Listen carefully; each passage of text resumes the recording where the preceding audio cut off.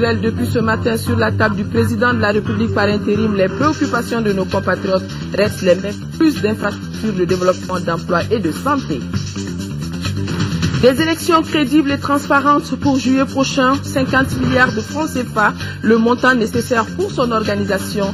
Le ministre colonel Moussa Sinko Koulibaly sollicite l'implication de l'ensemble des partis politiques.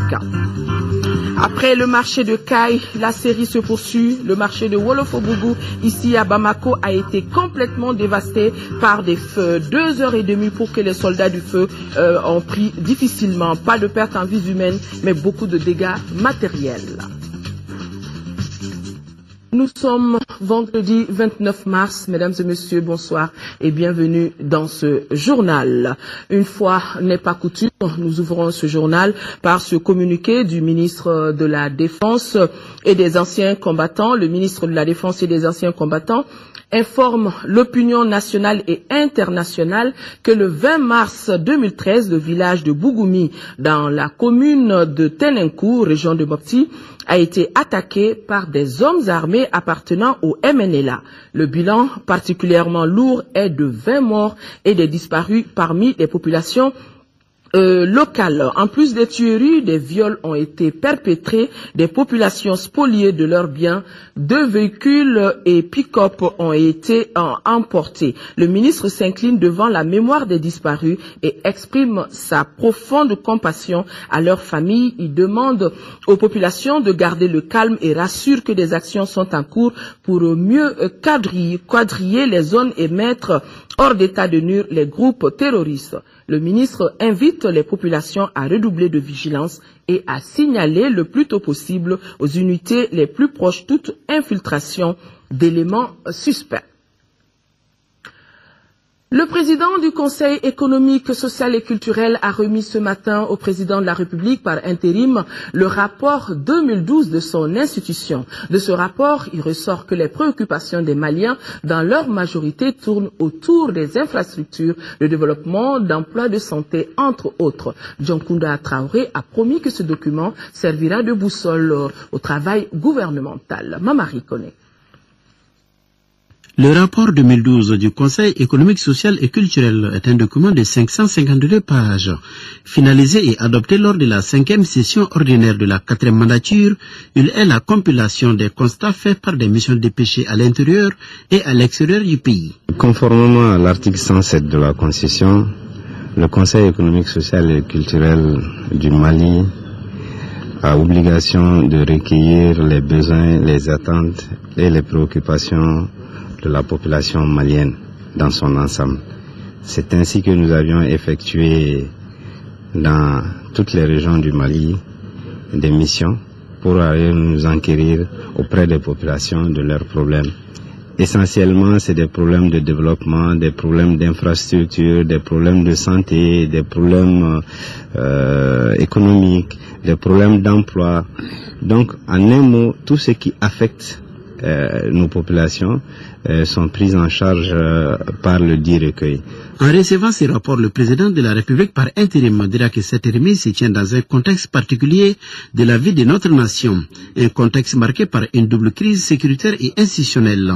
Après avoir remercié les membres du Conseil pour le gros travail abattu, il a déclaré que le rapport servira de boussole au travail gouvernemental. Beaucoup de choses ont été faites. Il en reste beaucoup plus à faire. Et j'aurais même dit, comme certains le disent de façon un peu lapidaire, tout reste à faire dans ce pays. Ce bréviaire que vous avez confectionné servira non seulement de repère pour nous qui sommes là pour un bref moment, mais aussi et surtout pour ceux qui viendront après et qui auront tout le temps nécessaire pour mettre en œuvre les propositions, les suggestions que vous faites dans ce livre. À noter que les 3 des sénateurs de ce rapport sont le président de la République, le Premier ministre et le président de l'Assemblée nationale. Le président de la République par intérim a promis que tous les membres du gouvernement prendront connaissance du contenu du document.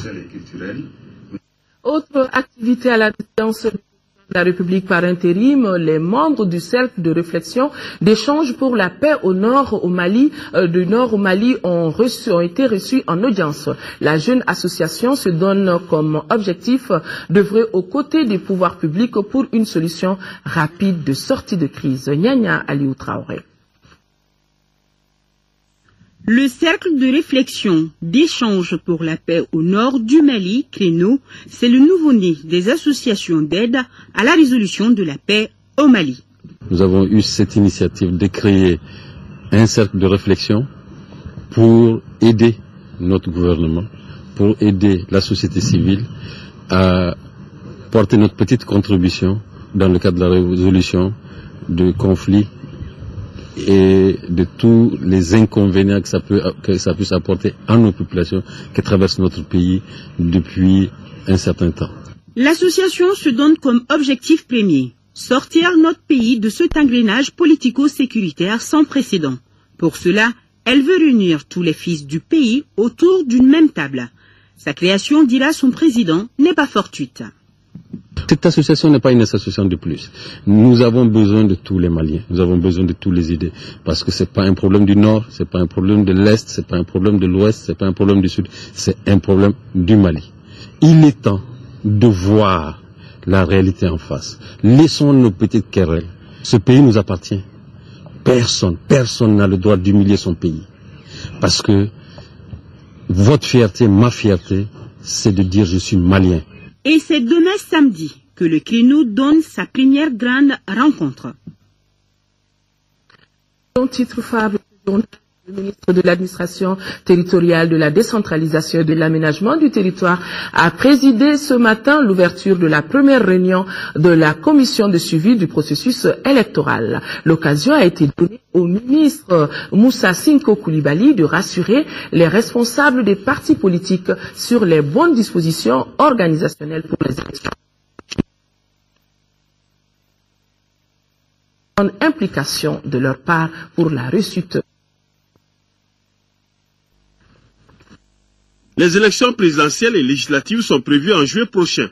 Pour le bon déroulement de ce processus électoral, le gouvernement ne ménagera aucun effort pour renforcer la sécurité, redéployer l'autorité de l'État sur l'ensemble du territoire national et de faire face aux coûts financiers estimés à 50 milliards de francs CFA, dont la moitié est déjà disponible. Dans la feuille de route qui a été proposée par le gouvernement et adoptée par l'Assemblée nationale, il est fixé juillet au plus tard pour les élections présidentielles et législatives.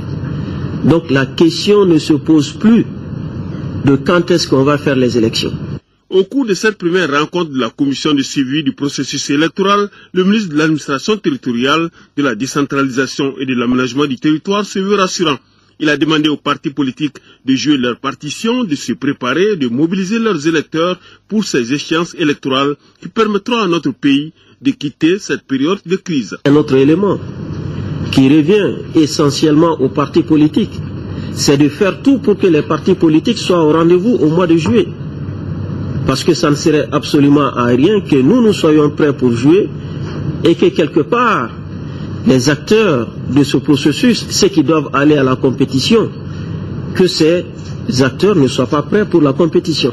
Pour être sûr que les femmes maliennes vont participer désormais massivement aux élections, cela suppose que les partis politiques, la société civile, toutes les organisations qui s'intéressent au processus électoral s'impliquent effectivement en vue de mobiliser les organisations féminines. Pour ces prochaines élections, 125 000 agents seront formés pour 25 000 bureaux de vote. Pour la transparence, le vote par témoignage est exclu. Les fichiers du RAVEC et les cartes biométriques seront utilisés. Et tous les non-inscrits peuvent continuer à se faire enrôler dans les consulats, les ambassades ou dans les mairies. Un élan de solidarité à l'égard des déplacés de notre pays. Les premières dames d'Afrique ont fait une importante donation, près de 320 tonnes de vivres et une enveloppe de $100 000 US, soit près de 50 millions de francs CFA, et cela pour l'alimentation d'un fonds qui prendra en charge les frais de scolarité des enfants déplacés. La cérémonie de remise a eu pour cadre, c'était hier, l'aéroport de Bamako-Sénou, et c'est la première dame de Sierra Leone et une forte délégation nigériane qui ont fait le voyage de Bamako pour remettre l'ensemble à Madame Traoré Amintou Doucouré, l'épouse du président de la République par intérim. Compte rendu signé Modibo Mariko. Un cadre particulier, l'espace frère de l'aéroport Bamako-Sénou, qui n'enlève toutefois en rien à la solennité d'une cérémonie qui est à l'actif de celle qui illumine la journée de nos chefs d'État en Afrique. Les premières dames, c'est d'elles qu'il s'agit, avec le cœur plein d'amour et la main pleine de cadeaux. Des cadeaux en nature de près de 320 tonnes constitués des riz, des savons, des matériaux pour ne citer que cela. Ce n'est pas tout, car la mission des premières dames a aussi donné en espèces la somme de $100 000, soit 50 millions pour alimenter un fonds qui prendra en charge les frais de scolarité des enfants déplacés. Je voudrais vous assurer That the African First Ladies Peace Mission, que la mission de paix des premières dames d'Afrique est engagée aux côtés du Mali. J'espère que ces denrées alimentaires que nous avons apportées du Nigeria sera d'un apport considérable. As is a mission of solidarity, comme en tant que mission de solidarité, friendship, d'amitié and hope, et d'espoir, d'espérance. Nous voulons vous assurer, ainsi que le peuple du Mali, que vous n'êtes pas seul pendant cette épreuve difficile de l'histoire de notre pays. Nous sommes venus apporter la guérison à ceux qui souffrent, ainsi que la consolation à ceux qui ont perdu des membres de leur famille. De quoi améliorer le quotidien des déplacés. Les premières dames d'Afrique tiennent ainsi une promesse tenue lors du 20e sommet de l'Union africaine. La première dame du Mali, particulièrement étreinte par l'émotion, a remercié ses homologues d'Afrique tout en prenant l'engagement que les dons reçus arrivera à bon port. Au nom du peuple malien, en général, et des populations déplacées et réfugiées des régions de Gao, Tombouctou, Kidal, je vous exprime à vous, ainsi qu'à la mission paix de notre organisation, ma profonde gratitude. Vive la solidarité africaine, vive la solidarité des premières dames d'Afrique. Les premières dames d'Afrique ont appelé les femmes du Mali à ne pas se laisser abattre par la crise qu'elles traversent. Restons avec l'épouse du président de la République par intérim, Madame Traoré Amintou Doucouré, a rendu visite ce matin à 3 structures hospitalières de notre pays, et cela pour apporter son soutien aux blessés maliens et étrangers. À chacune des étapes, en plus des bénédictions, Madame Traoré Amintou Doucouré a remis une enveloppe symbolique. Le compte rendu de la visite avec Modibo Mariko. À l'hôpital du Mali, première étape de la visite, l'épouse du président de la République par intérim, Traoré Amintou Doucouré, accompagnée du ministre de la Santé et celui de l'Action sociale et la solidarité des personnes âgées, s'est rendu compte de l'état de santé des 3 blessés maliens. 4 autres Tchadiens, dont un général, ont été opérés ici et sont partis sur pied le 19 mars dernier. Du début de la guerre à ces jours, l'hôpital du Mali a reçu une quinzaine de blessés selon les explications de son directeur. À Gabriel Touré, deuxième étape, c'est la pédiatrie qui a reçu la visite de la délégation. 5 blessés y séjournent, dont 2 Sénégalais et 3 Maliens, pendant qu'à Kati, dernière étape, Traoré Amintou Doucouré a trouvé dans la structure civile 4 blessés, dont un civil malien et 3 Tchadiens. Du côté militaire, 13 Tchadiens et 25 Maliens se partagent la structure. Parmi ces Maliens, les cas de 6 nécessitent une évacuation sur l'extérieur. À toutes les étapes, la première dame a exprimé le soutien de la République, prodigué des conseils et souhaité un prompt rétablissement aux malades. Il y a malades et malades. Ces malades ont été blessés pour sauver le pays et ils méritent cette visite. L'appel que j'ai à lancer, c'est de demander à tous les Maliens de prier pour ces malades et de prier pour ceux qui sont encore au front, pour qu'ils reviennent en bonne santé, et de prier pour qu'il y ait la paix. Sans paix, vous avez vu, il n'y a pas de santé. Sans paix, il n'y a pas de développement. Que le monde entier se donne la main pour avoir cette paix universelle. Le cas des 2 enfants a particulièrement retenu et ému la première dame. Le premier a été blessé par suite de bombardement à Djabali et le second a reçu une balle perdue vers Bourem. Je suis peiné pour tous les malades, mais particulièrement pour ces 2 enfants-là qui ne partent plus à l'école. Donc j'ai demandé au ministre si on peut leur donner des livres de lecture et puis des livres pour l'école, pour qu'ils ne perdent pas totalement leur scolarité. À toutes les étapes, en plus du soutien, des conseils et des bénédictions, l'épouse du chef de l'État a aussi remis une enveloppe symbolique, soit de quoi améliorer le quotidien des blessés. Le recrutement de personnes handicapées dans la fonction publique, une réunion s'est tenue ce matin au ministère du Travail, de la fonction publique et des relations avec les institutions sur le thème. L'objectif, c'était d'informer les structures sur les critères de recrutement des personnes handicapées au dernier concours de la fonction publique. Rachel Tessougué. L'objectif de cette réunion est de faire le point du recrutement des jeunes handicapés lors du dernier concours d'entrée à la fonction publique. Il ressort que sur près de 200 candidats handicapés, 13 ont été recrutés.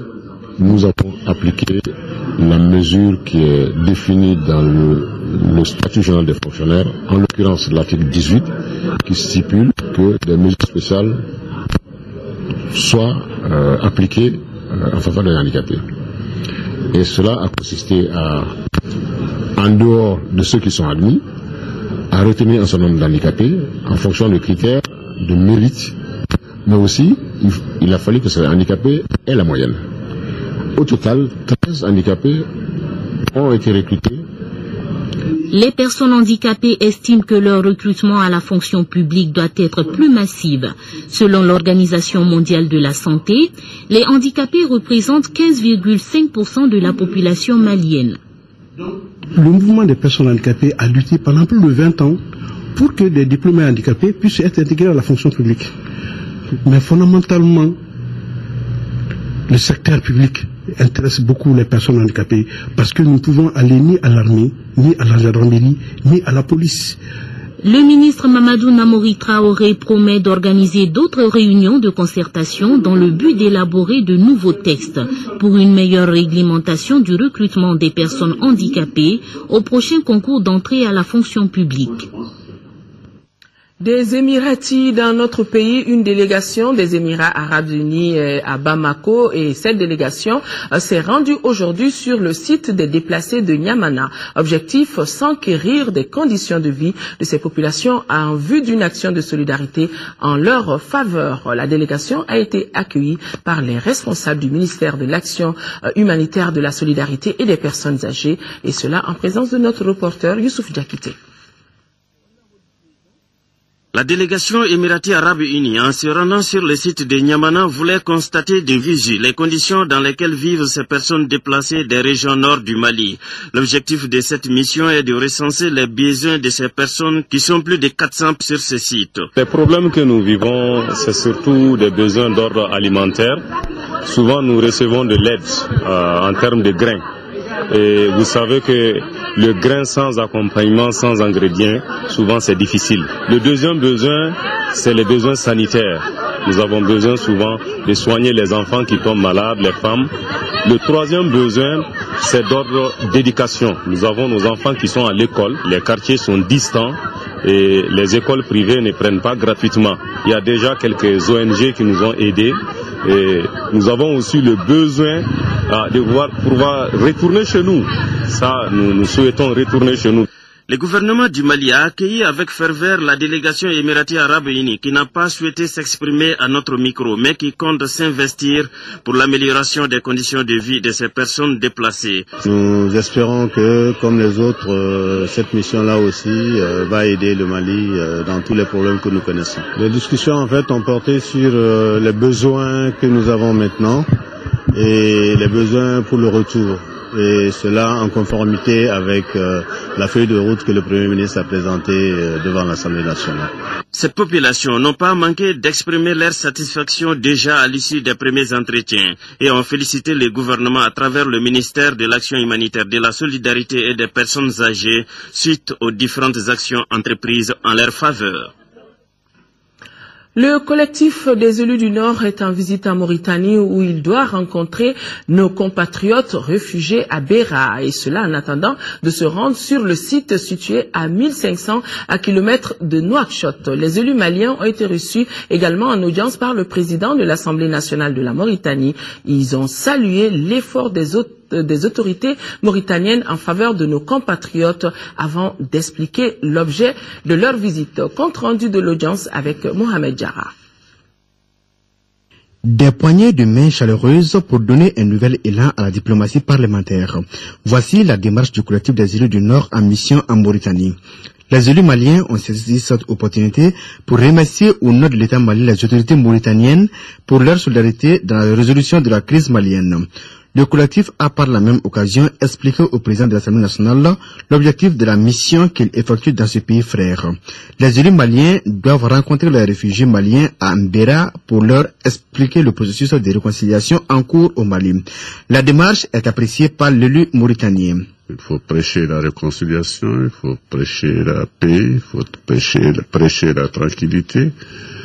Les Maliens sont des frères, qu'ils soient du nord, du sud, de l'est ou de l'ouest, comme ça devrait être le cas de tous les citoyens de tous les pays du monde. De cette audience, il ressort une identité de vue sur la gestion de l'après-crise. Convergence de vue, vision commune, et satisfait de sa vision de la situation du Mali et de la vision même de la position de la Mauritanie face aux problèmes que connaît le Mali aujourd'hui. Nous en sommes très satisfaits et nous pensons, et par rapport à ce qu'il a dit, et sa convergence de vue avec le président de la République mauritanienne, que la Mauritanie ira dans le sens de ce que le Mali souhaite, aller ensemble pour combattre tout ce qui se fait au Mali dans l'intérêt des deux pays. Auparavant, la délégation avait rencontré l'ambassadeur du Mali en Mauritanie. La série se poursuit, je vous le disais dans les titres, après le marché de Caille, c'est le marché de Wolofobougou ici à Bamako qui a pris feu ce matin vers 2 heures du matin. Pas de perte en vies humaines, mais de véhicules, objets de valeur et hangars ont été entièrement calcinés. Et cela par manque de bouche d'eau et ce qui a aussi compliqué la mission des soldats du feu. C'est le constat fait par notre reporter Mamourou Sidibé. Décidément, l'incendie du marché devient un phénomène de vive préoccupation au Mali. 48 heures après celui des Cailles, c'est le marché de Wolofobougou à Bamako qui était sous les flammes ce vendredi. Je suis là au nom du président de la République, du Premier ministre et du gouvernement de la transition pour manifester notre soutien aux sinistrés et aux victimes. Mais avant tout, j'aimerais aussi saluer le courage, la disponibilité des sapeurs-pompiers et des forces de police, parce que depuis 3 heures du matin jusqu'à maintenant, les gens sont sur pied, ils sont en train de lutter contre le feu. Il faut remarquer que le foyer n'est pas totalement maîtrisé. Il n'y a pas eu de perte en vie humaine, mais les dégâts sont importants. Je vois un très grand sinistre, c'est de très grandes pertes en matériel, en machines, et de destruction de véhicules. En fait, c'est une très grande désolation et cela aussi entraîne aussi des pertes d'emploi pour des familles. Pour l'instant, les causes du sinistre ne sont pas connues. Les enquêtes sont en cours. Notre préoccupation première, c'est éteindre les faits. Après l'extinction, nous allons chercher réellement des renseignements qui pourraient nous amener à trouver les causes. Pour le moment, ça demeure inconnu. Selon le gardien des lieux, les premières flammes auraient été aperçues au milieu du marché vers 2 heures du matin. La direction régionale des douanes de Koulikoro a saisi des tonnes de médicaments contrefaits, des cartons de cigarettes, des marchandises frauduleuses, des kilogrammes de chanvre indien. Ces différentes saisies ont été effectuées à Kourémalé, Bankoumana et Kati. Et la direction régionale des douanes se donne une nouvelle dynamique pour sécuriser les frontières dans le cadre de la lutte contre la fraude. Mariam Sagara était de cette randonnée. Les soldats de l'économie sapent le moral des trafiquants au niveau des frontières maliennes au moment où la paix se dessine dans le pays. Une autre forme de sécuriser le Mali. Nous avons reçu un véhicule en provenance de Ségri, République de Guinée, pour les formalités d'usage. Nous avons demandé au chauffeur qu'est-ce qu'il y a dans son véhicule. Il dit ne rien transporter dans son véhicule. On a ouvert le véhicule tout de suite. Apparemment, on a trouvé que le véhicule était vide.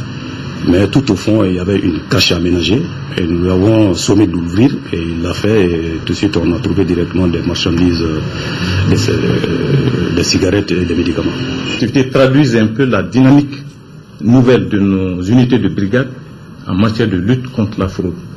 Ça veut dire quoi? Qu'aujourd'hui il y a beaucoup plus d'engagement. L'activité de brigade qui était considérée autrefois comme peu réduisante, peu valorisante, aujourd'hui est en train, vraiment cette perception est en train assurément de bouger de changer. Si des tonnes de médicaments contrefaits, des marchandises frauduleuses, de la drogue, des cartons de cigarettes sont interceptés aux entrées du Mali.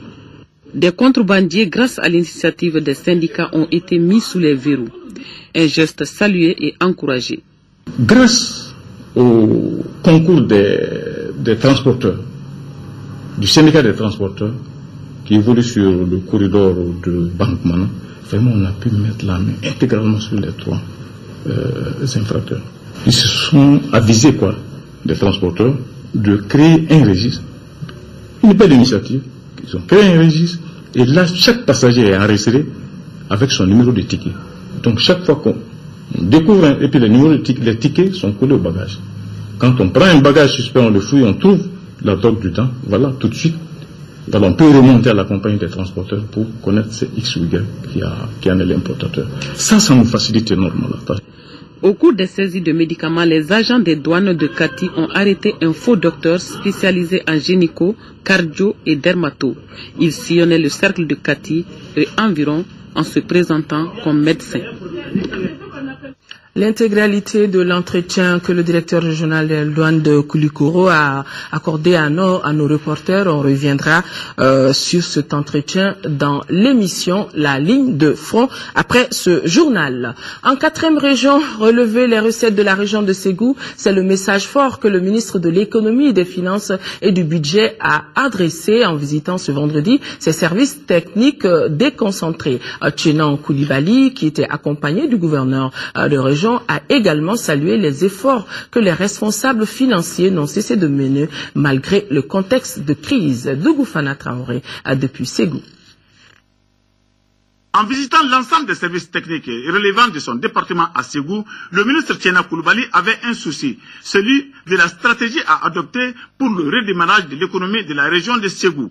Ainsi, service par service, bureau par bureau, discussion à bâton rompu avec les agents ça et là et une rencontre avec l'ensemble des chefs de services techniques financiers de la région en compagnie du gouverneur Tchadou Boubacar Sissé ont été les temps forts de cette visite du ministre des Finances à Ségou. À la douane, par exemple, on soupçonne la fermeture du bureau des douanes de Benena, l'état actuel de la route Ségou-Bamako et la fermeture de la frontière mauritanienne du côté de Nyono, qui sont à la base de la chute des recettes douanières dans la région de Ségou. Ce que j'ai constaté en visitant les services, c'est ce que je savais déjà, à savoir que, bien sûr, les moyens qui sont mis à la disposition des services par rapport à la mission qui leur est confiée, ces moyens sont tout à fait insuffisants, pour ne pas dire dérisoires. Mais j'ai aussi constaté avec beaucoup de bonheur qu'en dépit de cette situation, les agents se sacrifient pour travailler. Ils sont conscients de la lourdeur de la responsabilité qui est la leur, qui est la nôtre. Les autres services visités, la direction régionale des marchés publics, la direction du budget, le contrôle financier, les impôts, le trésor ou encore la direction des domaines, les problèmes ont pour nom manque de personnel et des problèmes d'archivage. 16 véhicules, 200 paquetages d'effets individuels, c'est le lot de matériel que la France vient d'offrir au ministère de la Défense et des anciens combattants. Ce don contribuera à renforcer l'action des forces de défense et de sécurité maliennes sur le terrain. La cérémonie de remise était présidée par le ministre de la Défense et des anciens combattants et de l'ambassadeur de France dans notre pays. Ce geste de la France, on le rappelle, vient prolonger l'opération franco-malienne appuyée par la MISMA pour lutter contre les terroristes. Et le général Yamoussa Kamara a profité de cette occasion pour saluer le dynamisme de la coopération militaire française dans notre pays. Prise en charge de 6000 cas de paludisme, dont 335 dans le village de Mounian. Prise en charge de 90 cas de malnutrition aiguë modérée à Douna. Construction de 4 SESCOM, dont un à Douna. L'aménagement de plus de 160 puits traditionnels. Telles sont entre autres les réalisations faites par l'ONG Save Children dans le cercle de Yorosso, région de Sikasso. Compte rendu de Ramata Konate. À Yorosso, plus de 3000 personnes, dont 1867 du village de Mounia, bénéficient des projets de l'ONG Save the Children. Leur intervention concerne les domaines tels la santé, l'éducation, la sécurité alimentaire, l'hygiène et l'assainissement. Au titre des actions menées, on peut retenir la prise en charge de 333 cas simples de paludisme, le dépistage de 26 cas de malnutrition, l'aménagement de 8 puits traditionnels. Des réalisations faites à Mounia, premier village visité par la délégation. Selon les bénéficiaires, ces interventions ont eu des impacts positifs sur la santé des habitants. Avec l'appui du projet, on a pu nous améliorer des cabinets. Bon, en plus de cela, l'eau potable. Parce qu'on n'avait pas d'eau potable, ils ont fait venir tout ça. Vraiment, c'est les maladies là, telles que le paludisme. Vraiment, le paludisme nous a causé beaucoup de problèmes ici. Beaucoup. Des femmes même qui accouchaient et que leurs enfants partaient comme ça. Vraiment, grâce à l'appui de ce projet, vraiment, il y a eu un peu de diminution dans ça. Cependant, l'arbre ne doit pas cacher la forêt. Des défis restent à relever quant à la consolidation des acquis. Le défi à relever, c'est surtout l'insalubrité au niveau des villages.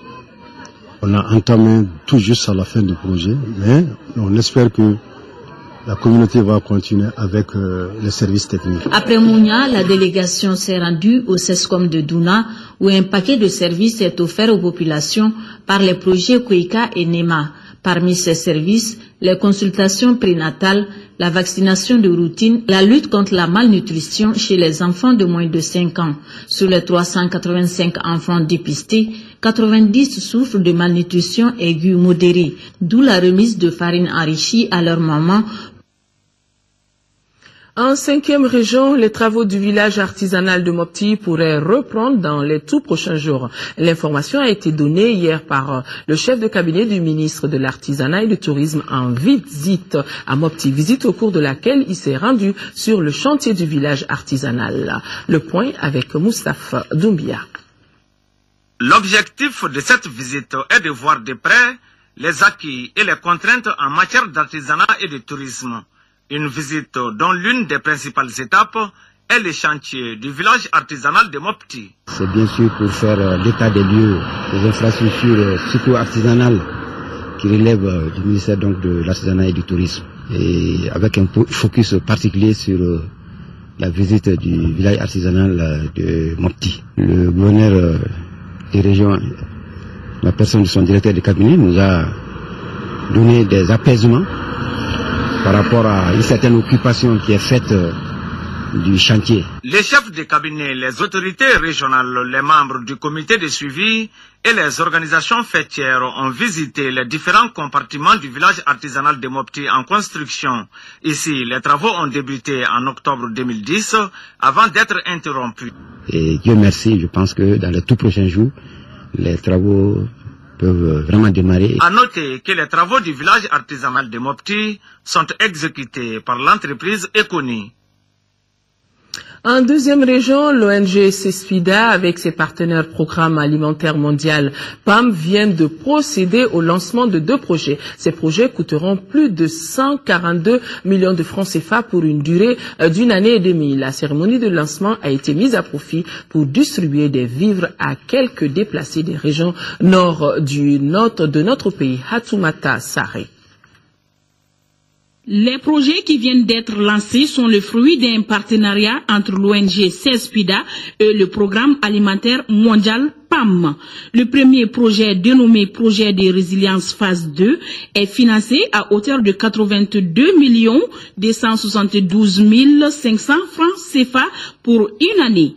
Le second projet, assistance aux déplacés installés dans le cercle de Koulikoro, Nara et Banamba, coûtera plus de 60 millions de francs CFA. L'objectif de ces projets est non seulement de sauver et protéger les moyens d'existence des déplacés, mais aussi d'accroître la résilience des communautés vulnérables. Le projet Résilience touchera en général 75 000 bénéficiaires dans 40 communes du Mali et 3 125 bénéficiaires dans les 5 communes des cercles de Banamba et Nara dans la région de Koulikoro. Le PAM à cet effet aussi a quand même décidé d'agir pour renforcer un peu la sécurité alimentaire de ces populations aussi qui sont dans les besoins. C'est déplacé aussi que nous avons décidé d'assister. Nous avons en tout cas prévu avec le partenaire 900 familles que nous allons appuyer durant 6 mois pour renforcer leur sécurité alimentaire et éviter la vulnérabilité de ces populations qui sont vraiment exposées à l'insécurité alimentaire. Pour le représentant du gouverneur Bouguzanga Coulibaly, la réussite de ces initiatives nécessite l'implication de tous, d'où cet appel. J'exhorte les acteurs au niveau des cercles concernés à œuvrer pour l'instauration d'un cadre participatif pouvant garantir la synergie des actions et l'atteinte des objectifs du projet. Science tenante, l'ONG CESFIDA a remis des vivres à 5 déplacés et un chèque des millions destiné à 40 femmes victimes de la situation qui prévaut au nord du Mali. Le centre Anco-Art a ouvert sa porte au public hier pour une exposition sous le thème « Expression des femmes détenues de Bolé sur la crise malienne ». Elles sont 14 femmes après une semaine de formation à réaliser une trentaine d'œuvres. Garibou Pérou a pu suivre cette exposition pour nous. L'écho de la guerre au Mali a certainement franchi les murs du centre de détention pour filles de Bolé. C'est dans ce contexte que 14 femmes ont produit une trentaine d'œuvres photos, voguant peinture et un film de 5 minutes et pourtant elles sont à leur premier exercice dans ce domaine. Techniquement c'est autre chose, c'est pas en une semaine qu'on va apprendre à des gens qui n'ont jamais fait de film à faire des films, mais au moins elles touchent un peu à la machine et elles s'initient et le plus important c'est je crois le message qui est derrière tout ça. Les œuvres témoignent que les détenus ont suivi à travers la télévision et la radio les comportements inhumains des terroristes qui avaient occupé le nord du Mali. Elles sont enfermées ici, Lagaré et bien d'autres, dans les lits soigneusement aménagés. À côté, c'est la marmite contenant des haricots qui fait l'objet du cousinage à plaisanterie au Mali. C'est aussi le véhicule du ministère de la Justice en panne. Une panne qui symbolise l'état de la justice malienne qui mérite réparation. Il y a eu 2 temps forts, à mon avis. Il y a ce que les femmes elles-mêmes ressentent du fond de leur cœur qu'elles ont extériorisé à travers les œuvres et leur situation de prisonnières. Elles interpellent le ministère de la Justice. Cette exposition, c'est le génie des détenus dans la réalisation de ces films de 5 minutes intitulés « Filles détenues mais maliennes ». Le film souligne la lourdeur des tribunaux dans l'étude des dossiers, surtout quand il s'agit des détenus pauvres et le retour rapide de la paix dans notre pays. Conjointement à cette exposition, les organisateurs ont initié une journée de plaidoyer en faveur des détenus le 13 avril prochain au Palais de la Culture de Bamako. À présent, nous ouvrons la page sport de ce journal, Sport Football, championnat national de Ligue 1. Hier au stade Modibo Keïta pour le compte de la 16e journée en retard, le Djoliba Athletic Club a battu l'USFAS par le minimum de 1-0. Juste après, il y a eu le choc COB, 2e du classement, et son dauphin, l'AS Real de Bamako. Cette rencontre s'est soldée par un nul de 1 but partout. C'était au compte de la 18e journée. Kumba Nyambeli. L'affiche Club Olympique de Bamako AS Real était le derby de cette soirée de football. Une victoire suffisait à chacune de ces 2 formations d'améliorer sa position dans la course à la qualification aux compétitions africaines. Après ce match, le COB reste toujours 2e au classement avec 36 points. L'AS Real suit avec 35 points. Pourtant, le coup était bien parti pour les Scorpions de Bamako qui ouvrent la marque à la 36e minute par Moussa Kone Kofi, meilleur buteur du championnat avec 12 buts. Score 1-0 pour l'AS Real à la pause. La réponse, ça sera en seconde période. Nous sommes à la 56e minute. Idrissa Sangaré signe les buts égalisateurs pour le club olympique de Bamako. À 1-1, le match reste équilibré. Les Olympiens verront leur effectif réduit à 10 à la 78e minute à cause d'Abdoulaye Dambélé qui sort pour cumul de cartons. Avec cette infériorité numérique, Alman Sogoba et ses coéquipiers vont tenter de réagir.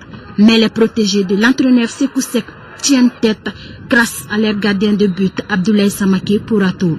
Score final, 1 but partout. Un résultat qui arrange le Djoliba à ses 4e au classement avec désormais 30 points après son succès 1-0 devant l'USFAS 13e avec 17 points en première heure au compte de la 16e journée en retard.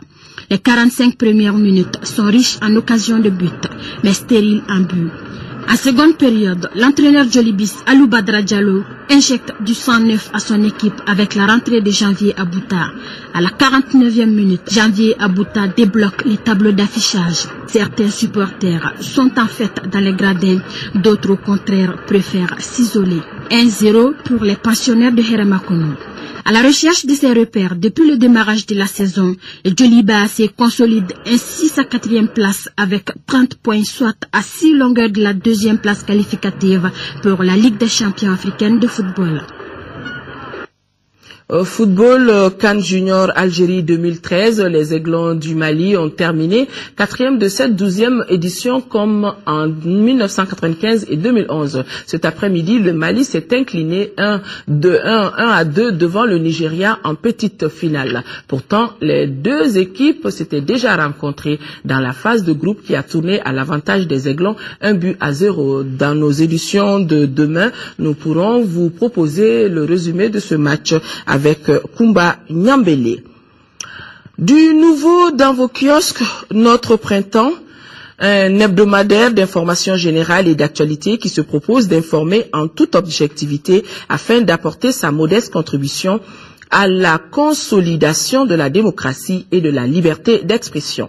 Ce titre, le printemps, vous propose plusieurs rubriques pour être au plus près de vos préoccupations. Notre printemps est et demeurera votre journal.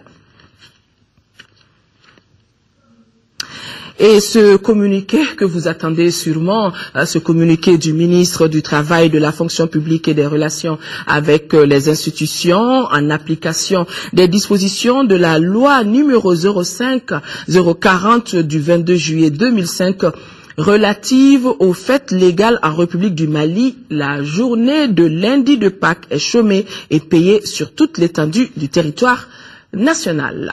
Voilà, mesdames et messieurs, c'est donc tout pour cette édition. Merci de l'avoir suivi. Demain, 13h, Ndeye Sissoko. Et pour la grande édition, vous serez en compagnie de Amadou Sangaré. Vous pourrez suivre également cette édition sur notre site www.ortm.ml. Tous ensemble derrière nos forces de défense et de sécurité et leurs alliés pour la libération totale du pays. Et vous avez rendez-vous avec l'émission La Ligne de Front tout de suite après ce journal. Bon week-end à tous. Au revoir.